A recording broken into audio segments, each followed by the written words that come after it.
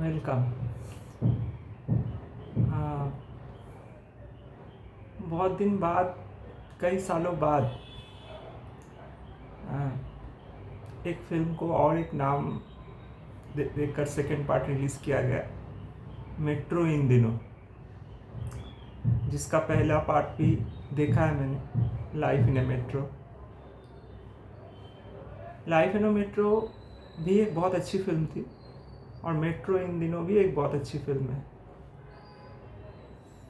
बस इन दो फिल्मों में जो एक ख़ास फ़र्क है उसके बारे में ही बात करना ज़रूरी है, जो इन दो फिल्मों को अलग बनाती है और कहाँ कहाँ पर बातों को उतनी गहराई तक नहीं ले जा सकी है, शायद कॉमर्शियल एस्पेक्ट की वजह से ही। लाइफ इन ए मेट्रो में जो कैरेक्टर थे उन कैरेक्टर का जो कहानी एंडिंग था सबका, वो काफ़ी सर्टेनिटी था उसमें। मतलब करीब करीब पता था कि क्या होने वाला है, और ऐसे करके बताया गया जिससे बात लीक से ना हट जाए और सबको फिल्म देख के फील गुड बात आए कि नहीं नहीं यही सही है, सही दिखाया, ऐसा ही होना चाहिए। ये लाइफ इन मेट्रो की बात थी। और मेट्रो इन दिनों में राइटर ने एक नया चीज़ पकड़ा है, वो है अनसर्टेनिटी। इसकी जो सारी कहानी है सब कुछ अनसर्टेन है, सबकी कहानी पता नहीं क्या होगा टाइप करके सब स्टोरी ख़त्म कर दिया है। तो ये ज़्यादा ट्रूथ के नज़दीक लगती है, लेकिन इसमें भी कुछ कॉमर्शियल एस्पेक्ट सोचकर बनाने की वजह से अकेलेपन के सही मर्म से नहीं जोड़ पाई है स्टोरी को। जो अकेलापन हमें ऋतुपर्णो घोष की रेनकोट में दिखती है, जो अकेलापन हमें कुछ बहुत ही बेहतरीन फिल्म जैसे इरफान खान अभिनीत लंच बॉक्स में दिखती है, वो अकेलापन किसी खास सिटी के वजह से बदलती नहीं है। हाँ, बड़े शहरों के एक लाइफस्टाइल इफेक्ट, एक व्यस्तता, ये ज़रूर ज़िंदगी को प्रभावित करती है, लेकिन अकेलापन एक है लोनलीनेस जिसमें बुरा लगता है, और एक है अलोननेस जिसमें अच्छा लगता है।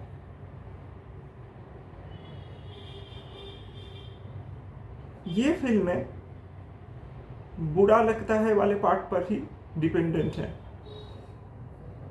कि हमें कोई दूसरा ही शांति दे सकता है। हर कहानी में कोई डिपेंडेंट है किसी पे, किसी भी वजह से।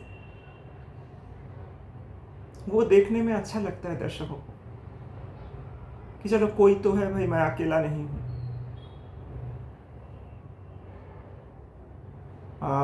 मॉडर्न लव मुंबई करके एक सीरीज आई थी,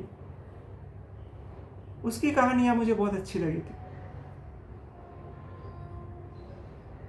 जब आप मेट्रो बता रहे हो, कोई सिटी का बैकड्रॉप दिखा रहे हो, जैसे सेकंड पार्ट में मेट्रो इन दिनों में इन्होंने कलकत्ता दिखाया, मुंबई दिखाया, दिल्ली दिखाया,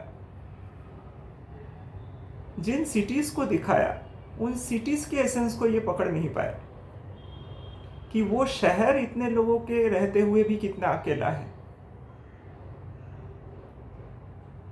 अभी शहर कैसे अकेला हो सकता है, लेकिन हो सकता है। जो बहुत खूबसूरती से गुलजार जी ने एक गाने में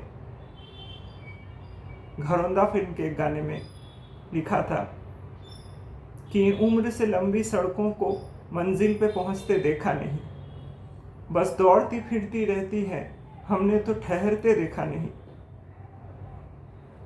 इस अजनबी से शहर में एक जाना पहचाना ढूंढता है, एक अकेला इस शहर में रात में और दोपहर में आबोदाना ढूंढता है, आशियाना ढूंढता है।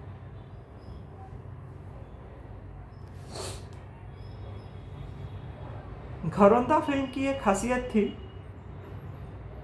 कि वो फिल्म में भी पारस्परिक रिश्तों, अकेलापन, हर चीज को बहुत ही काव्यात्मक रूप से दिखाया गया था। अकेलापन हमेशा एक बोझ नहीं है, ये हमारी चॉइसेस भी हैं। मेट्रो इन दिनों में जिन कैरेक्टर्स को दिखाया गया है उसमें सबसे मुक्त और सबसे खास मुझे सिद्धार्थ राय कपूर की जो कैरेक्टर लिखा गया था वही लगा। और उनकी कहानी की सबसे खास बात थी कि जब लास्ट सीन में वो स्टेशन पे सोहा अली खान और वो बात करते हैं और कहते हैं कि कुछ पता नहीं शादी करेंगे कि नहीं, कुछ पता नहीं आगे का, लेकिन अभी लग रहा है कि आप मेरे लिए खास हो। ये कुछ पता नहीं बहुत सही बात है।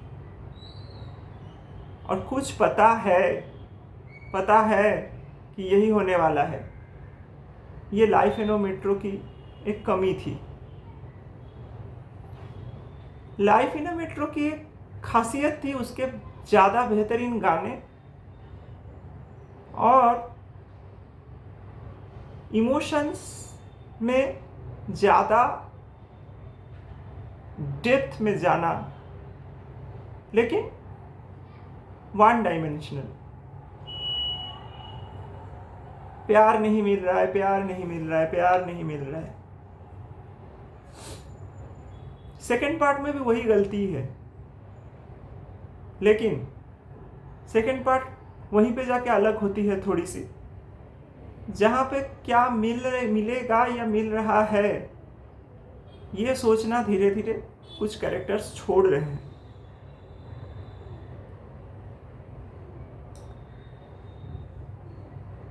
अकेलापन मेट्रो सिटीज या किसी शहर की बात नहीं है, ये चॉइस हो रहे हैं धीरे धीरे लोगों के जिंदगी के। क्यों?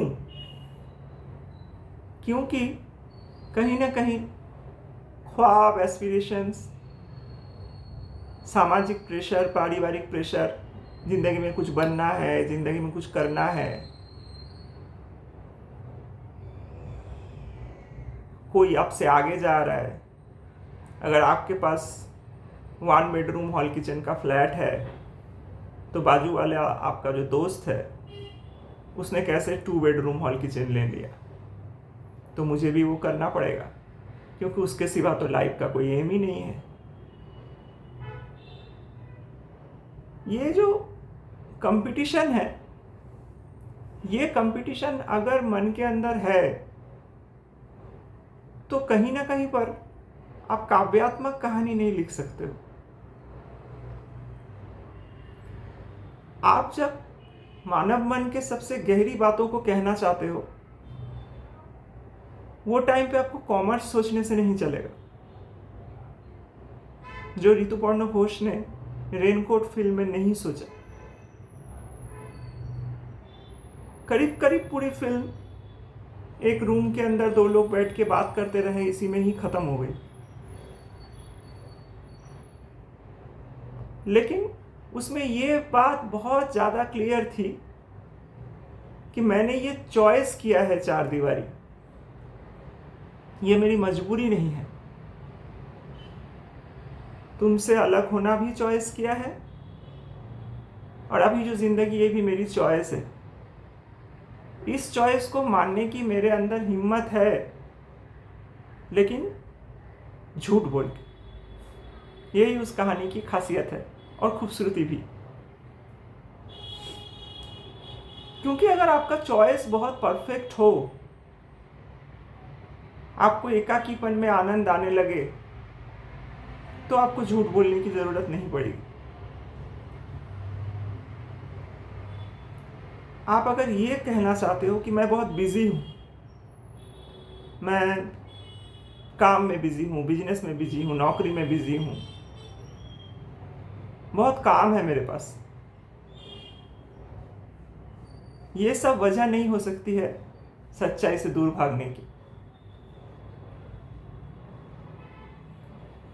मेट्रो इन दिनों बहुत लहजे में अच्छी फिल्म है, लेकिन वहीं पे कमी आ जाती है जहां वो सोचती है कि इसको थोड़ा ऐसा कर दिया जाए कि ये चले।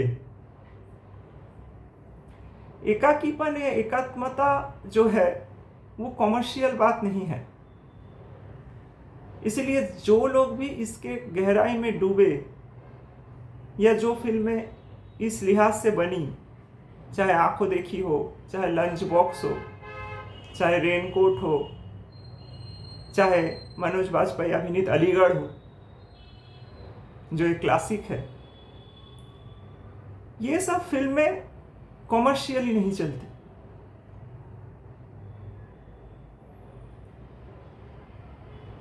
क्योंकि लोग डरते हैं इन एकाकित्व लाइफस्टाइल से, जिंदगी की इन चॉइसेस से।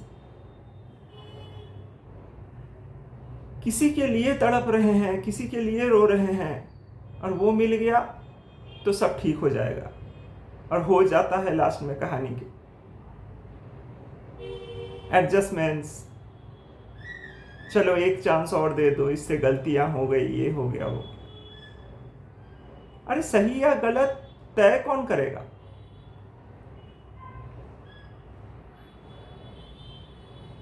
आपके लिए जो कोंकोना सेन और पंकज त्रिपाठी का जो कैरेक्टर है, उसमें मुझे ये बात समझ में राइटर ने लिखी है कि वो अभी तक नहीं आई कि सही और गलत तय कौन करेगा। अगर आप सही हो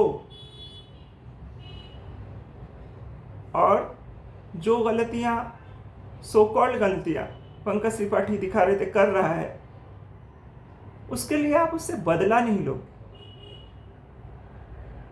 वो जो सीन है जिसमें उसको पंकज त्रिपाठी सर के मतलब दिखाते हैं कि वो कपड़े उतार देती है और होटल में सबके सामने जाके उनको खड़े करके वो लोग भाग जाती है। आपके मन में अगर किसी के प्रति भी थोड़ा भी प्रेम हो, आप हर्ट जरूर होंगे इस तरह की चीजों से, लेकिन बदला नहीं लेंगे, सबक नहीं सिखाएंगे। आप एक इंसान की जो नेचुरल प्रवृत्तियां हैं, उन प्रवृत्तियों को जोर जबरदस्ती दबाने को अगर प्यार कहते हो, और लास्ट में ये भी दिखाते हो कि उस इंसान को आपने सेकेंड चांस दिया, और जब आप उससे बदला लेने के चक्कर में खुद गोवा जाती हो और वहां जाके किसी के साथ घूम लेती हो, ये करती हो, लास्ट में लेकिन पंकज त्रिपाठी बोलते हैं कि मुझे नहीं जानना उस लड़के के साथ तुम्हारा क्या लेना देना है। तो इंसान चाहता क्या है एक्चुअल में? जैसा है उसको मार डाले, फेक जो है उसको अपना के जिंदगी गुजार दे, या जैसा है उसके साथ ही उसको कोई स्वीकारे।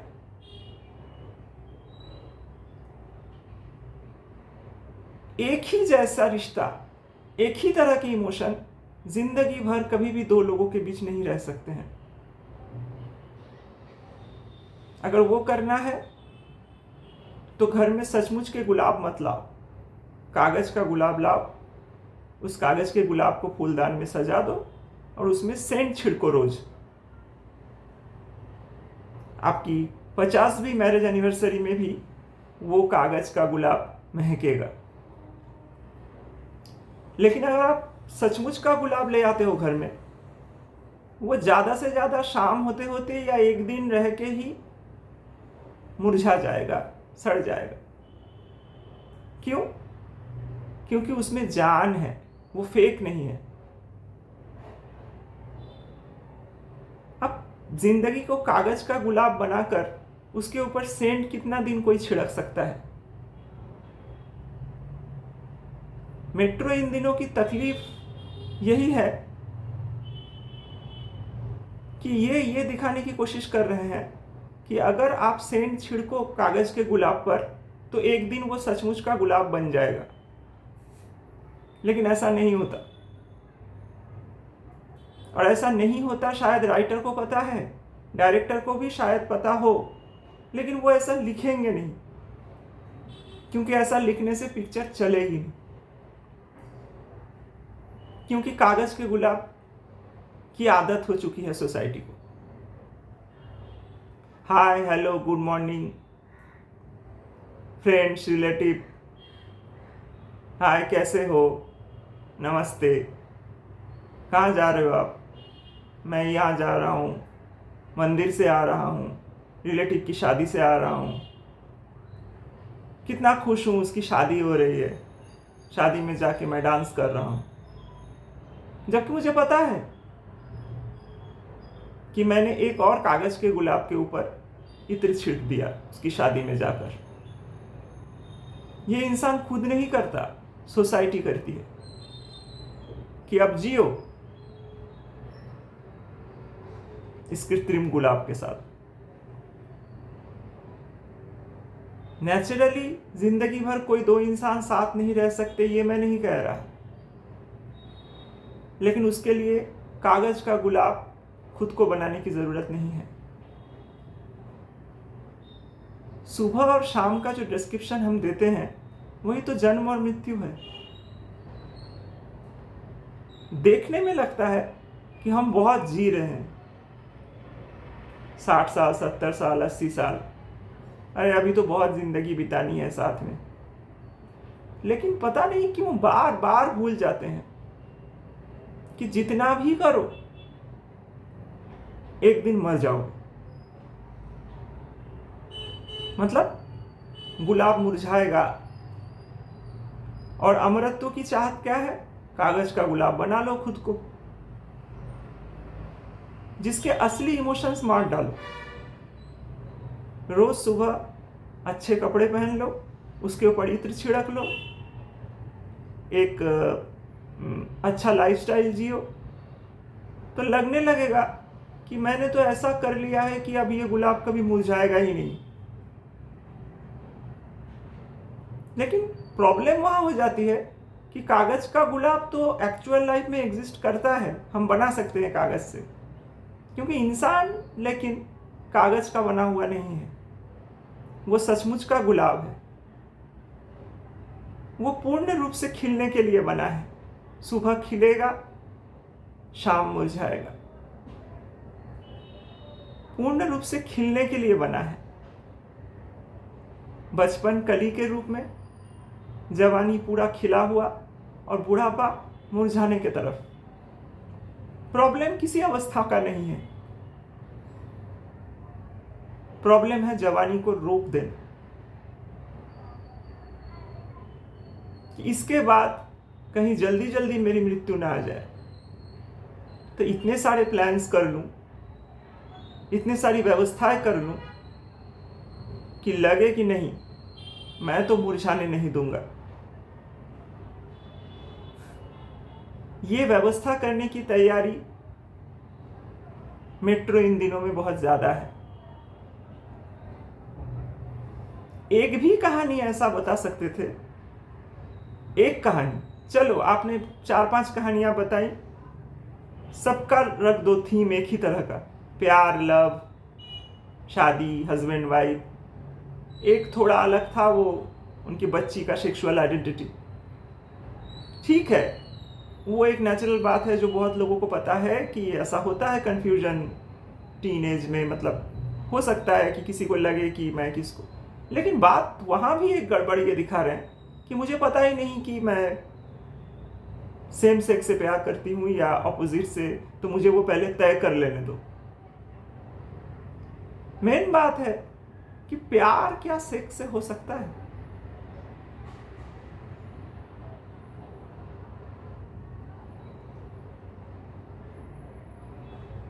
अट्रैक्शन हो जाना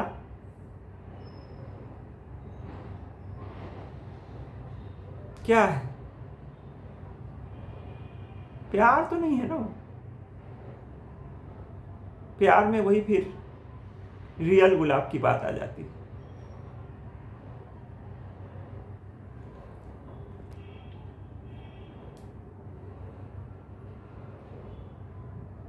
जो खिलेगा ही मुरझाने के लिए। लोग अक्सर पूछते हैं कि प्यार क्या है। प्यार वही है जो टिकेगा नहीं। सब बोलेंगे ये तो बड़ी उल्टी बात है, मैं तो जिससे प्यार करता था उससे ही शादी हो गई, मैं तो जिससे प्यार करता हूँ उसके साथ जिंदगी बिता रहा हूँ, रोज सुबह उठ के कह देता हूँ आई लव यू, रात को सोने से पहले कह देता हूँ आई लव यू। तो कैसे आप कह सकते हो कि ये खत्म हो गया? मरते दम तक साथ रहेंगे भाई, दोनों लाइफ पार्टनर हैं, दोनों ने मिलके बच्चे पैदा किए हैं। कैसे कह सकते हो कि ये प्यार नहीं है? ये अरेंजमेंट्स हैं। सोच समझ के नहीं होता है प्यार। जब कोई साथ रहे जिंदगी भर, आप भी उनके काम आ रहे हो, वो भी आपकी जिंदगी में कुछ काम आ रहे हैं, तो एक करुणा, एक गिव एंड टेक और एक व्यवस्था हो जाती है कि नहीं भाई ये तो कर रहे हैं मेरे लिए, तो मैं भी इसके लिए मुझे भी करना चाहिए, ड्यूटी। लेकिन प्यार तो हर नियम के पार है ना। तो मेट्रो इन दिनों में मेरी शिकायत ये है कि एक एकाकी इंसान की कहानी भी होनी चाहिए थी, क्योंकि एक्चुअली बड़े शहरों में अकेलापन बढ़ रहा है और उसका सॉल्यूशन किसी को लाइफ में जोड़ लेना नहीं है। उसका एक सॉल्यूशन ये भी है कि वो इंसान अकेले रहना सीख गया। वो अनुपम खेर के कैरेक्टर की तरह नहीं उस फिल्म में, जो बहुत नाटक वाटक करके वो अपने बेटी को जो दूसरे जो उससे प्यार करता था उसके साथ भेज देते हैं बुरा बन के, और लास्ट में दिखा रहे हैं अकेले ही खाना पका रहे हैं और ये कर रहे हैं। वो नहीं, वो कुछ ज़्यादा ही गलत राइटिंग है। अगर हम सचमुच किसी का भला करना चाहते हैं, हम चाहते हैं कि वो इंसान अपनी ज़िंदगी में खुश रहे, तो उसके सामने बुरा बनकर उसको ज़िंदगी से निकालने का ये कुछ ज़्यादा ही हो गया मेलोड्रामा। वो पार्ट मुझे पसंद नहीं आया। आप एंजॉय नहीं कर रहे हो अपने एकाकित्व। अनुपम खेर का जो कैरेक्टर मेट्रो इन दिनों में दिखाया गया है, उसकी ज़िंदगी में उसके अपने वाइफ, लड़के, इनके मर जाने के बाद जो अकेलापन था, वो अकेलापन को किसी क्रिएटिव तरीके से वो इंसान, किसी मेडिटेटिव तरीके से वो इंसान दूर नहीं कर पाया। तो सोचता है कि कुछ बलिदान ही करूं, जिंदगी भर का एक सहारा रहेगा कि कुछ अच्छा तो किया।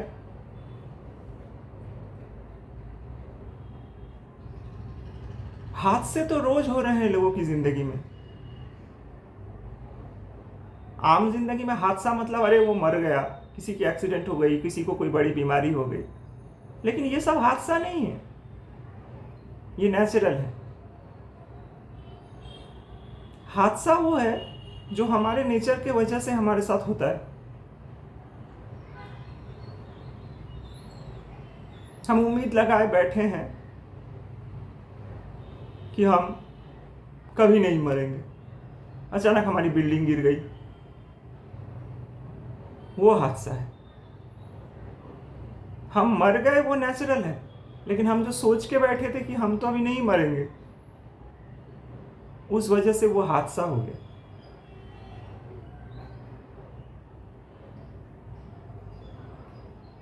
एक दिन मर जाएंगे सोचकर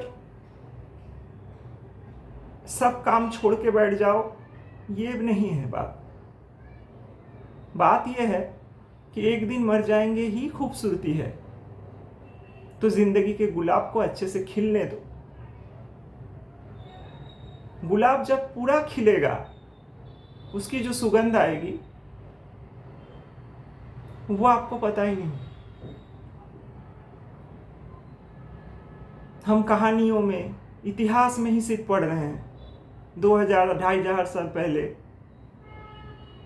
भगवान बुद्ध का पूर्ण कमल खिला, महावीर भगवान का पूर्ण कमल खिला, नानक, क्राइस्ट या कुछ भी कहें, इतिहास में। और उसी इतिहास को पकड़कर कुछ लोगों ने उसको एक एक धर्म का नाम दे दिया। उन धर्म वालों ने क्या किया? बहुत सारे कागज के फूल लेकर एक साथ रोज उस पे सेंट छिड़क रहे हैं। बुद्ध, महावीर, ये सचमुच के कमल थे, सचमुच के गुलाब थे, जो मनुष्य जीवन की सबसे ऊंची पराकाष्ठा तक पहुंचे थे। वो दोबारा नहीं होंगे। दोबारा कोई खिलेगा तो वो अपने रंग ढंग से खिलेगा। बिल्कुल एक जैसा कोई भी फूल नहीं होता, लेकिन खिलता हर फूल है। और कोई कोई मुरझा भी जाता है, कोई ठीक से खिलता भी नहीं है, लेकिन स्वीकार है, एक मौन में स्वीकार है। ये स्वीकार इस फिल्म में किसी की भी नहीं थी।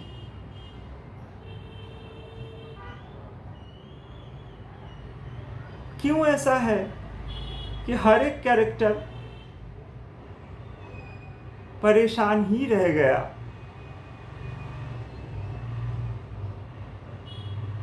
मतलब फिल्म अच्छी है। आजकल बन रहे हैं जितने भी बिना सिर पैर की फिल्में, उससे काफी अच्छी है। इस साल की सबसे अच्छी कमर्शियल फिल्म मैं इसको कह सकता हूं, लेकिन कमर्शियल फिल्म ही कहूंगा क्योंकि इसमें कॉमर्स के बारे में सोचा गया है। इसलिए मैं कहता हूं कि आप जब भी कॉमर्स के बारे में नहीं सोचते हो तो आपके अंदर एक घबराहट रहती है कि पैसा कमा पाएंगे कि नहीं। कॉमर्स के बारे में नहीं सोचा फुले फिल्म बनाने वाले प्रोड्यूसर डायरेक्टर ने, नहीं चली फिल्म, लेकिन मैसेजिंग तो सही था।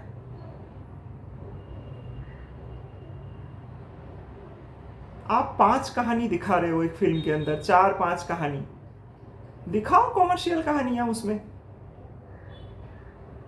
कॉमेडी दिखाओ, इमोशन दिखाओ, झूठ नहीं है वो भी, लेकिन एक कहानी ऐसी हो सकती थी जो लंच बॉक्स फिल्म के स्टैंडर्ड से मिले, कि एक ऐसे इंसान की भी कहानी आप बता सकते हो जो रिश्तों की तलाश में नहीं है, जो इमोशंस के डेप्थ में इतना ज्यादा है कि इस महानगर की इतने बड़े भीड़ में उसको जो वाइब्स मिलते हैं उसी से वो अकेला हो गया है।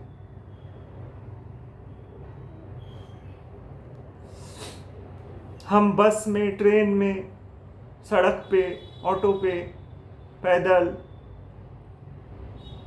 ये जब घर से निकलते हैं, कितने लोग हैं आसपास।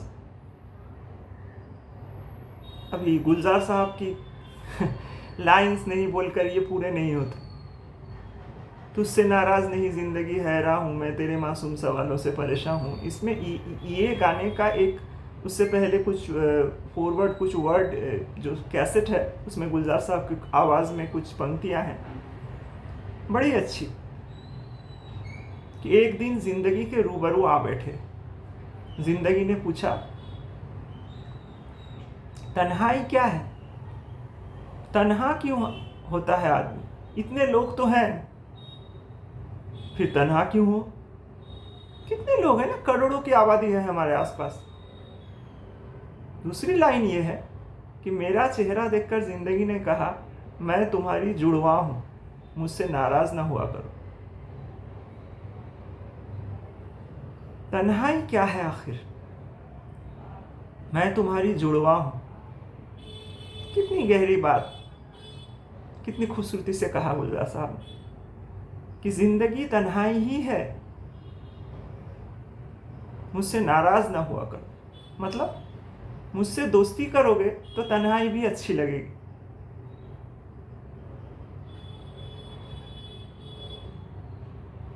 क्योंकि तन्हाई ही है, माँ के गर्भ में इंटर करने से लेकर चिता की अग्नि में भस्म हो जाने तक एक ही बात सच्चाई है, और वो है अकेलापन। ना आप ग्रुप के साथ पैदा होते हो, ना आप ग्रुप के साथ जाते हो।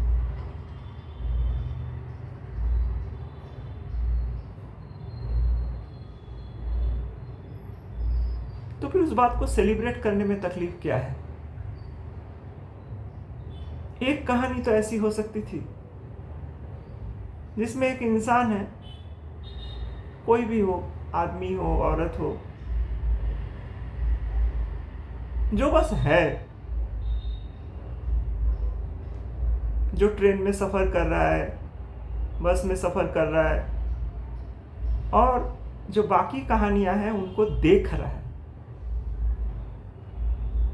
सबसे अच्छी बात होती अगर उस आदमी को आप इन बाकी कहानियों का सूत्रधार बनाते, कि इन सब की कहानी उसने देखी और लास्ट में एक छोटी सी स्माइल देके वो निकल गया। क्यों? क्योंकि उसने जिंदगी के ये सारे पड़ाव अनुभव करने के बाद एकाकीपन में वो स्थिर हो गया है। ऐसा कैरेक्टर पंकज त्रिपाठी सर को देना चाहिए। उनको जो कैरेक्टर इस फिल्म में दिया गया है, उसके उनके कैलिबर के एक्टर को वो शोभा नहीं देता, नहीं देना चाहिए। बहुत ही मामूली,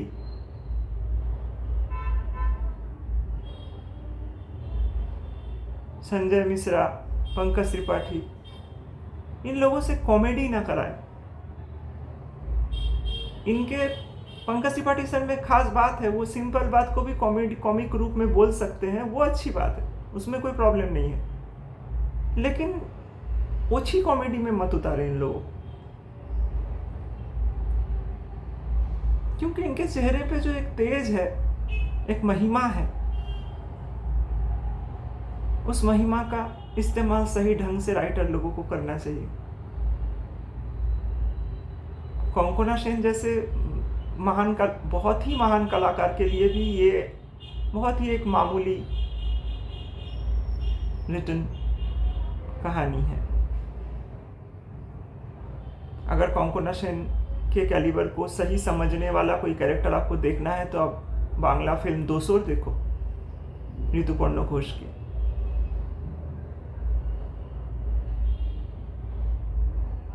शेड्स कितने तरीके के हो सकते हैं निजता में, ये आपको दोसोर में दिखेंगे। दोसोर मीन्स कंपेनियन, कि जब उसका हस्बैंड शुरू के सीन में ही एक एक्सीडेंट में आहत होता है, हॉस्पिटल आता है, तो वहाँ उसकी वाइफ जब उसको देखने के लिए आती है, तब उसको पता चलता है कि उसके हस्बैंड का जो एक्सीडेंट हुआ, वो एक्सीडेंट में उसके हस्बैंड के कार में एक औरत भी थी जो मर गई। उस औरत के मर जाने के बाद वाइफ को पता चलता है कि उसके हस्बैंड का उस औरत के साथ अफेयर था।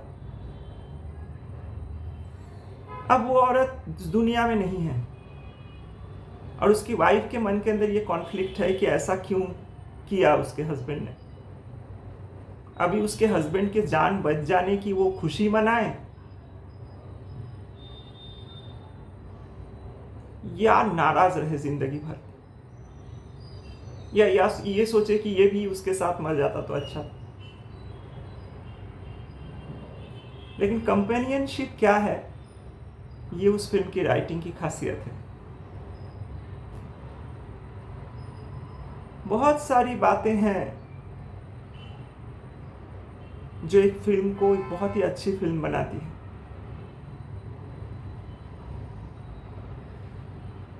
दोषोर की खासियत थी कि उसमें कोंकणा सेन की निजता को राइटर डायरेक्टर ऋतुपर्ण घोष ने खत्म नहीं किया, और वह उसके हस्बैंड की निजता को भी। ये भी खास बात है, एक दोषी और बहुत बुरा आदमी उसको नहीं सीधा सीधा कह दिया गया। यहां तक कि वो जिस औरत के साथ उसके हस्बैंड का अफेयर था, उस औरत के भी हस्बैंड थे जिसको भी पता नहीं था। उनके साथ भी कोंकणा सेन मतलब मिलती है एक सीन में, जो सबसे जबरदस्त रिटन सीन है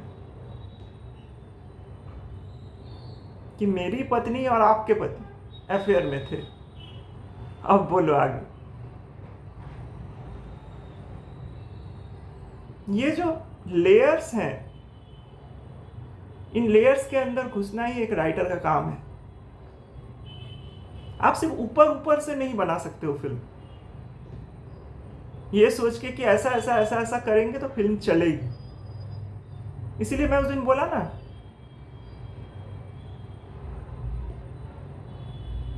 कि या तो चलता है राम या चलता है रावण फिल्मों में, लेकिन इन दोनों को डिटेल करने जाओगे तो फिल्म नहीं चलेगी। हमें या तो अच्छा पसंद आता है या बुरा, या लास्ट में सब ठीक हो जाए या बिल्कुल मारकाट हो जाए तो चलती है।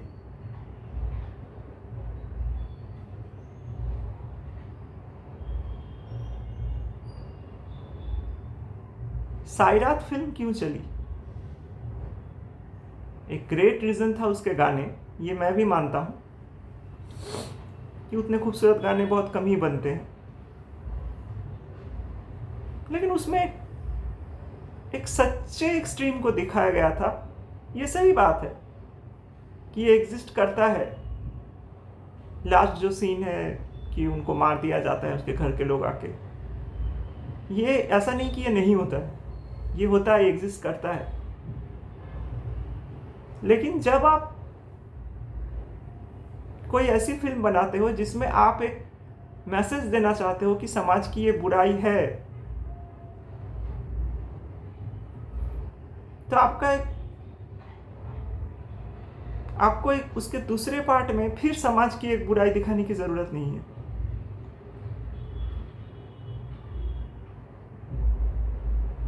दूसरा पार्ट ऐसा भी हो सकता है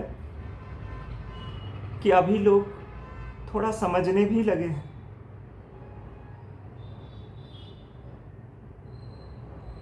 मैं ये नहीं कह रहा हूं कि लास्ट में सब कुछ ठीक हो गया और शादी हो गई और दी एंड और फिल्म में सब नाच रहे हैं। अगर किसी रिश्ते में बहुत ज्यादा कॉन्फ्लिक्ट है, जातिवाद आ रही है, घर के लोगों की राय नहीं है, समाज खिलाफ है, तो आपको मनन तो करना पड़ेगा ना, सोचना तो पड़ेगा ना कि ये रिश्ता मुझे ले किस तरफ जा रहा है। आपकी पूरी जिंदगी तो किसी एक इंसान के ऊपर डिपेंडेंट नहीं रहनी चाहिए ना।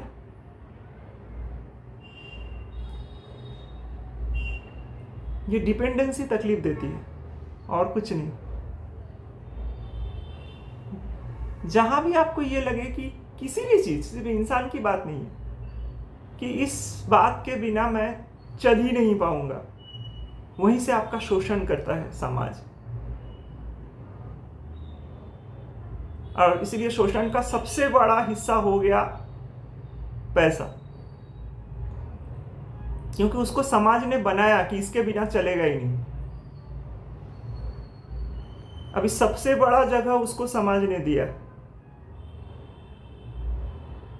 तो लोगों की भी क्या गलती है? उसको ही सर पे सबसे पहले रख कर फिर रिश्तों में सेकंड नंबर पे उतर रहे हैं लोग। कि पहली बात कि इस इंसान के साथ रह के मेरा फायदा क्या है? इस इंसान के साथ बात करके मेरा फायदा क्या है? मैं अगर इस आदमी के साथ 1 घंटा बात किया, मेरा फाइनेंशियल कितना लॉस हो जा सकता है? हाँ, अगर कुछ फायदा हो तो मैं बात कर लूंगा, लेकिन आप जब लॉस लाभ ये सोचकर उतरते हो, तभी आप क्या कर रहे हो? अपने को कागज का फूल बना ले रहे हो।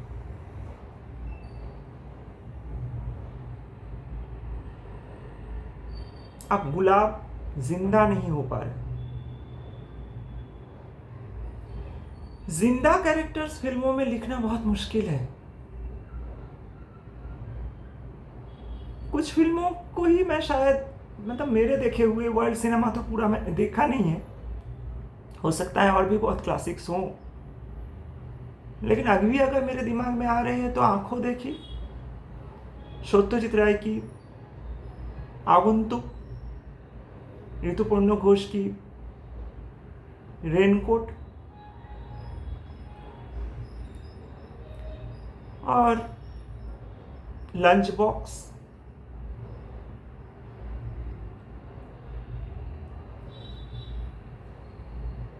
मतलब जो फिल्में सत्य को सेलिब्रेट कर रही, ये सोचे बिना कि इससे पैसा आएगा कि नहीं आएगा। मैं मानता हूं कि फिल्म एक इंडस्ट्री है, वहां पैसा कमाने के लिए लोग काम कर रहे हैं, लेकिन हर जगह कागज का फूल चलेगा नहीं।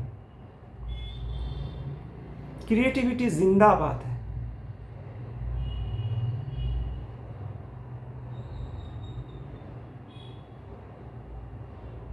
एक बच्चा नेचुरली पेट में 9 महीना रहता है, फिर 9 महीने बाद खुद ही बाहर आ जाता है।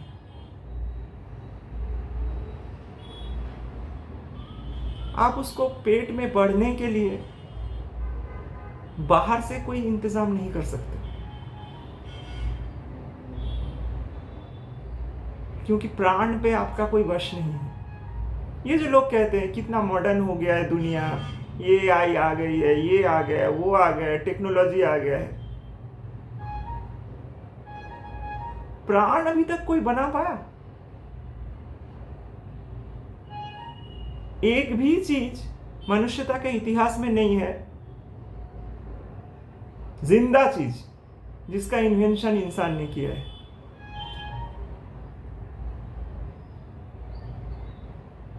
कोई एक चीज बता दो पूरी दुनिया में, कोई मेटल मटेरियल जो इंसान ने बनाया है।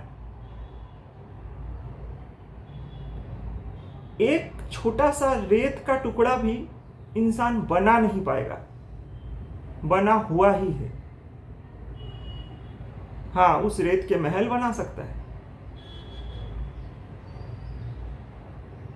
इसीलिए क्रिएशन में मिलावट हो सकती है,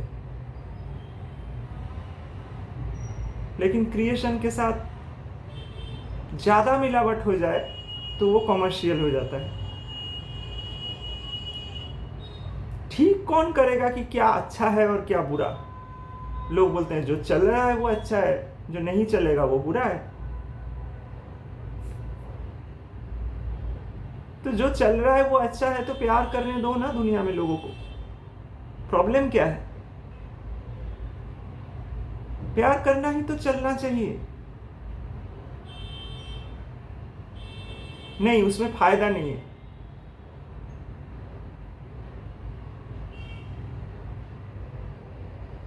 नफरत में फायदा है।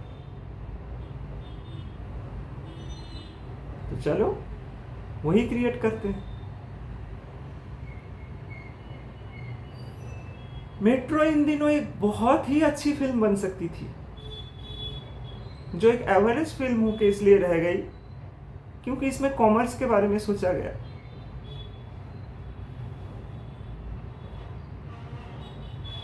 बहुत दिन बाद एक ऐसी फिल्म मैंने देखी जो मैंने 2 बार देखी, और 2 बार थिएटर में जाके देखी,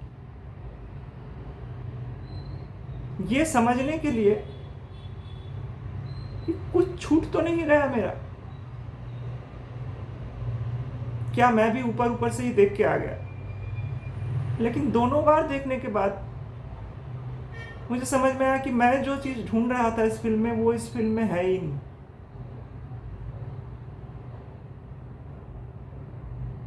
ये एक बहुत अच्छी फिल्म है।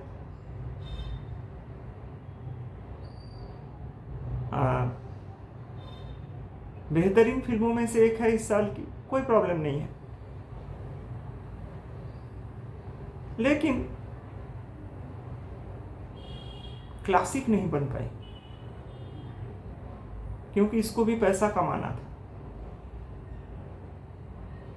अभी ये हो गया कि किसी फिल्म में 100 करोड़ कमाए, कौन 1000 करोड़, कौन 2000 करोड़, और कहानी से ज्यादा बजट का प्रचार किया जा रहा है। कह रहे ये फिल्म बनने में 1000 करोड़ का खर्चा हुआ है। अगर एक फिल्म बनने में 1000 करोड़ का खर्चा हुआ है तो क्या जरूरी है कि फिल्म बहुत अच्छी है?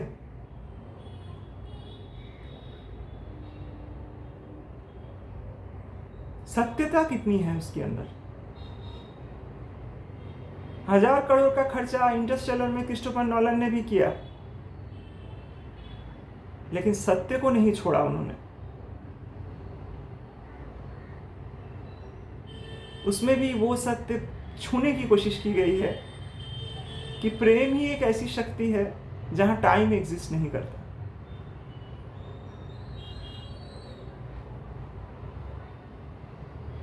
कितनी खूबसूरत सोच है। लेकिन आप 500 करोड़ की फिल्म बना रहे हो, 200 करोड़ की फिल्म बना रहे हो, सच से कोई लेना देना नहीं।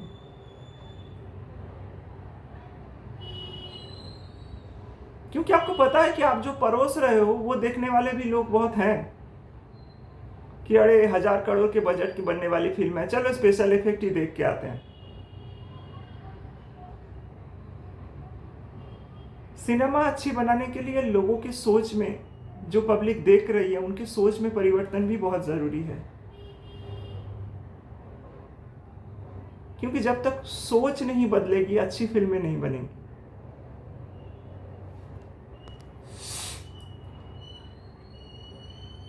मेट्रो इन दिनों, लाइफ इन ए मेट्रो, दोनों फिल्म आप देखो, लेकिन साथ साथ कुछ अच्छी फिल्में भी जो इन फिल्मों को और अच्छा बना सकती थी उनको भी देखो।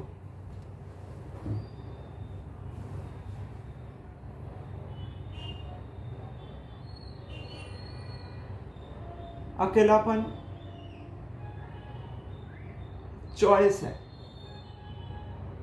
नियति नहीं। ये एक कहानी इस फिल्म में हो सकती थी।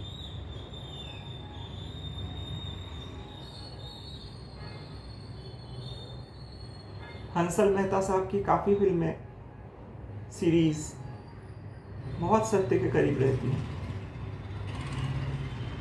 मैं अप्रिशिएट करता हूँ ऐसे डायरेक्टर। हिम्मत है उतना कॉमर्स के बारे में नहीं सोचने की।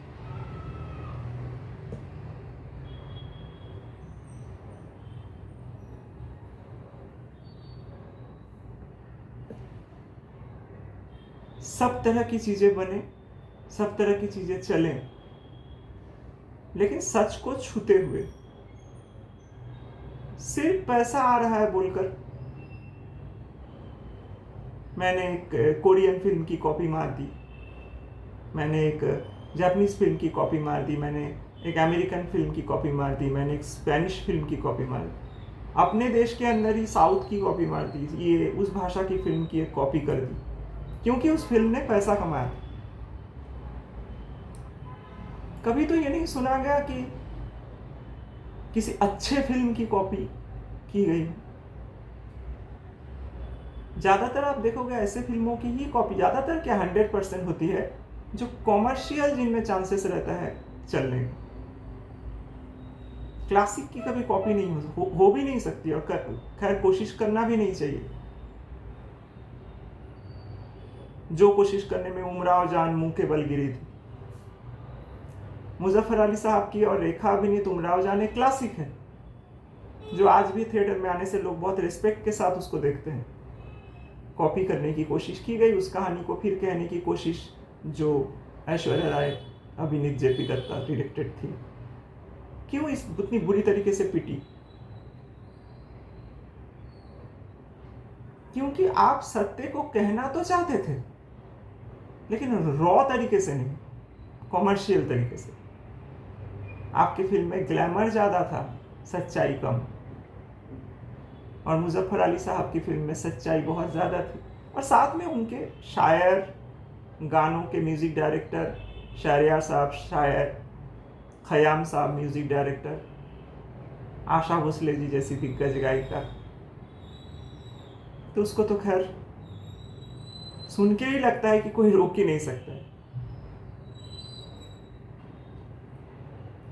खयाम साहब के म्यूजिक डायरेक्टर किए हुए गाने जो हैं, उनको अगर आप ध्यान से सुनो, बाजार, उमराव जान, आपको लगेगा कि ये इंसान आत्मा के सुरों को पहचानता है। इसको कोई फिक्र नहीं कि ये कितना पैसा कमाएगा, जो आज के गानों में आपको कहीं भी नहीं मिलता देखने को। न्यू जनरेशन को ऐसे गाने परोसे जा रहे हैं जो एक ड्रग्स की तरह है। नशा हो जाने के बाद कोई इंसान कैसा गाता है, बस देखोगे आपको सारे गाने वैसे ही लगेंगे सुनने में। लगता है एक नशा कर लिया है, चल रहा है सो के, तो लोग जागेंगे कहां से? फिर भी मैं लास्ट में ये बोलना चाहूंगा कि मेट्रो इन दिनों इस साल की अभी तक बनी सारे कमर्शियल फिल्में अभी तक मुझे सबसे अच्छी लगी है। उसके क्या कारण है आप जब देखोगे तो आपको भी अगर लगे तो अच्छी बात है। ये फिल्म देखो, कम से कम बहुत बुरे फिल्मों से अच्छी है। आपका दिन शुभ हो, आपकी जिंदगी में वो सच वाला गुलाब खिले और कागज के गुलाब और सच के गुलाब में फर्क आना शुरू हो। मैं कोई फिल्म क्रिटिक नहीं हूं और न मैं समाज का क्रिटिक हूं। मैं सिर्फ बोलना चाहता हूं कि थोड़ा अपने तरफ देखने में फर्क क्या पड़ जाएगा। बाहर तो देख ही रहे हैं, जब घर से निकल रहे हैं मुश्किल हो गया कि अभी मोबाइल फोन आ जाने के बाद फोन पे भी बाहर ही देख रहे हैं, बैठ के रील्स देख रहे हैं, ये देख रहे हैं, वो देख रहे हैं। बाहर निकलने के बहुत ज़्यादा साधन है अभी हाथ में, लेकिन अंदर का रास्ता तभी तय होगा जब आप बाहर के रास्तों को थोड़ा थोड़ा करके बंद करो। आप सबका जीवन प्रकाशमय हो और सब एक्चुअल में खुश रहो आप सब। नमस्कार।